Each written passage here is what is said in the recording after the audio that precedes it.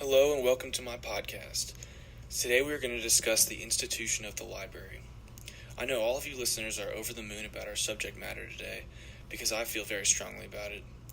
We are going to break this library down inside and out, top to bottom. Not only will we be discussing the space of the library, but what is wrong with the library today.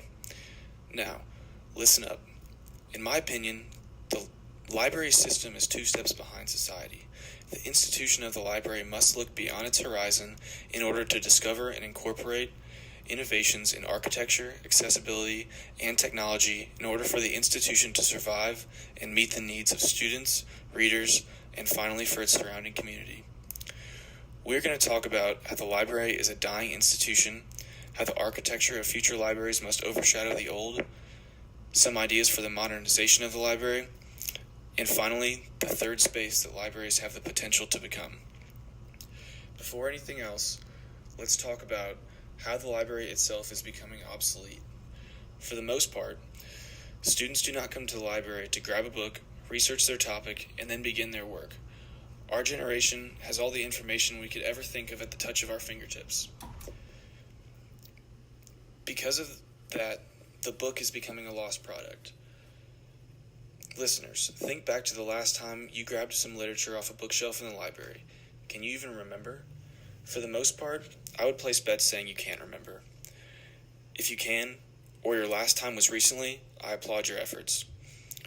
When I walk into the Willie T. Library, I seldom see students with studying text for their work. Frankly, if builders and developers fail to recognize this growing trend, the library will die, and the students will become subject to studying coffee shops, study spaces, or their home. I hope time does not hold my prediction to be true, but we will only find out in the coming years.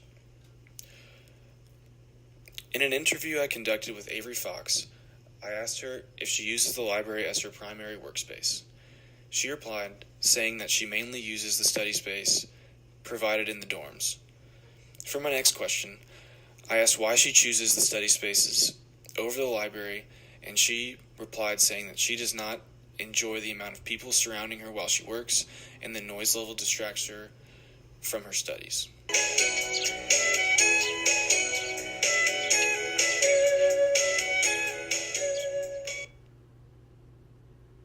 Here we have architect Jack Kinkle, who attended the University of Kentucky Architectural School, and he's going to answer a couple questions for us today. Hey Jack, how are you doing? Doing great. All right. So when designing the University of Evansville Library, what were some of the key components you had to put into the building? Well, there were a couple of different kinds of criteria. One would be the criteria that is indicated by the space and the location of the old existing library, and the other criteria would be that of what the library consultant, David Kaiser from University of Indiana, brought with him and dictated that that's the way he wanted things to be solved. So if you think about tying an old building to a new building, that was another criteria. And the criteria of the space, like sewers, utility lines, water lines, and the functional flow of the students on the campus around the existing library, and how that would be affected with a new library. All those things give you a long list of criteria. And if you were building a new library out in an open field, a lot of that criteria wouldn't be there. But in this particular case, it was a tight site, and there was a lot of mechanical and electrical site utilities that had to be worked through, and the more criteria you have, many times the better the design turns out. Okay, all right. So, thinking about all those, all the different criteria you had to go around, you mentioned those, sewer systems or mechanical systems. So, even if you were in that open field, how would you try to design a library based on the daily student life? And so, traffic inside the building. What's your view on that? Well, I learned from the consultant, David Kaiser from Indiana University years ago, when we designed this building, his idea was that you would have an entrance. From the entrance, you would go to the monograph or stack area, and from the stack area, you would go to the study space. And when you're leaving, or you pick up your book and go to the study space. So that would put the study space theoretically on the perimeter of the building, and the stacks on an inner core, and then the main entrance would be somewhere where you have direct access to the monograph stack area. All right. Thanks for coming in today and letting me ask you a couple questions. We really appreciate it. Okay. Hope you have a great day. Thank you.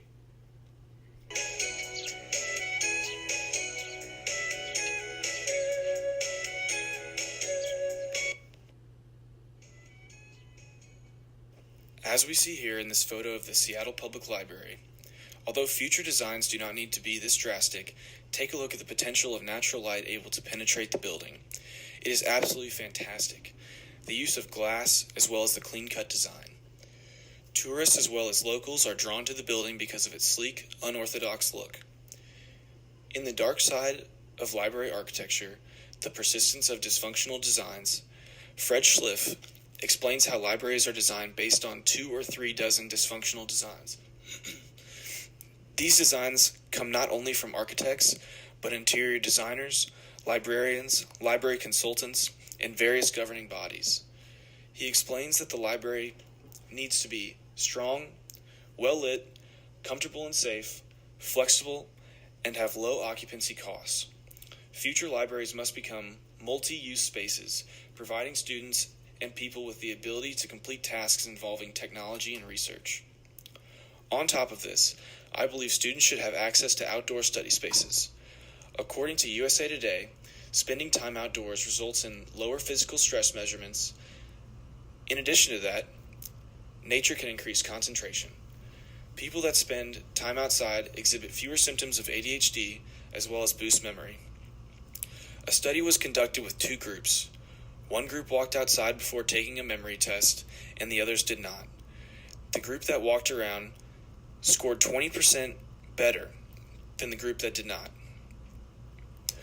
Alright guys, we have already decided that libraries are a couple steps behind society.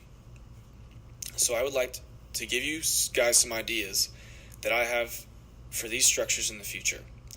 Willie T provides students with rentable technology. After researching libraries around the country, I found that the Penn State Library does the best job with this. They provide students with technology rentals. Penn State allows their students to rent computers for up to 7 days with a valid ID, check out calculators for up to 24 hours, provides access to 3D printers, and has charging stations as well as portable chargers and access to headphones. This is extremely helpful for the students as well as it looks good for the university. Another innovation that the library needs is more areas like the hub in the basement of Willie T. This area is free for use and provides users with audio and visual rooms, desktops, printers, cameras, and microphones, as well as editing programs that students can use. Students that understand how to use these programs work there and help students who do not. Now, in an ideal world, when a new library is built, spaces like these should almost dominate the total space. Jack explained in a previous interview how a student walks in the library doors, goes through the book stacks, then to the study areas. In this technological age, students should walk in the doors of the library to find spaces like the hub, and then out towards study spaces. If all the technology is in a central location, I believe that design would be better than having technological spaces on the outside, because those study spaces would be surrounded by the noise being made in the hub. My latest and greatest idea, I think, would be best fitting for public libraries. Public libraries are more appealing to pleasure readers since most visitors do not have to worry about getting their assignments done. If you have read anything about Amazon's global takeover, I assume you know about their grocery store idea. If not, I will explain. So, Amazon is opening up grocery stores that are automated. The customer only has to type in a product list into the keypad, and their products are delivered to them. Engineers can incorporate the Dewey Decimal System into this idea. Instead of looking through all the stacks, All a reader would have to do is type in the title and author of their read, and then wait however long for the book to make its way to their hands. Another way to deliver books could be drones or robots.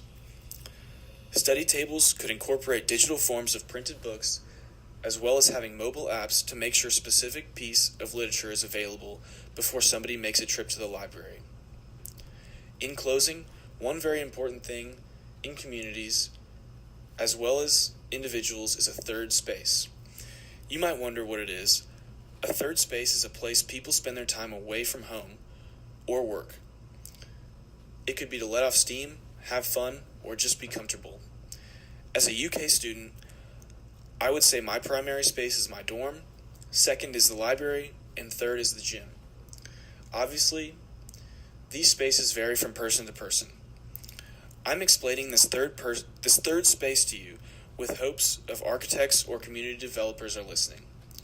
Developers need to make it their goal to create third spaces like this in their communities. Those spaces can be anything like gyms, bars, churches, libraries, etc. These places are important to the people that visit these third spaces as well as vital to community life.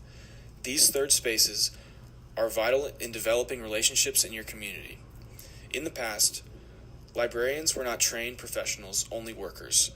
Now, librarians are trained in social services, aging, mental health, welfare and public assistance, housing resources, healthcare, and education employment.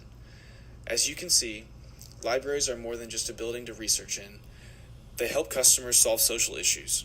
On top of this, libraries have become a safe haven for the homeless. Some are fortunate enough to have their third space in the comfort of their home. On the other hand, some people do not have this luxury.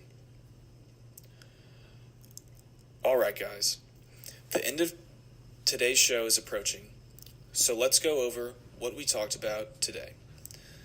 In short, I believe the institution of the library is on the chopping block. With technology evolving at such a fast rate, students, pleasure readers, and library goers are coming to the realization that in order to complete whatever task is on their plate, they don't have to make a trip to the library nearly as much as they did 15 years ago. That seems like a short time, but in reality, it's the blink of an eye. Most, and I said most, libraries are not appealing to the eye of the beholder. Most community and university libraries have been standing for a long time. Consequently, those structures have gone through the wear and tear given by time, making them outdated. To fix this problem, architects must design future libraries with the goal of appealing to millennials. I encourage them to incorporate transparent walls, natural light, technology centers, and outdoor study spaces to appeal to students as well as readers. Next, to fulfill the needs of students without immediate access to technology, incorporate technology rentals at a large scale in order for those students to reach their full potential. In addition to technology rentals, I suggest innovating the way books are rented. I mentioned the Amazon Go grocery store. I believe if engineers build on this platform, this process could greatly improve library efficiency as well as create more space for study tables as well as technology centers. Lastly, we need to bring the community together by building these spaces so the working citizen can get away from reality and make the library their home away from home, or their third space. If this is done correctly, I believe on a national scale we will see improvement in communities and overall happiness in the community itself. I mean, who doesn't want to feel good? I challenge you to ponder this message and think of your own ideas that can improve the library. Please follow me on Twitter @KinkleHenry, all lowercase, no spaces, and tweet me your suggestions. Thanks for listening today. I'm Henry Kinkle, signing off. Happy holidays to you all. You guys deserve it.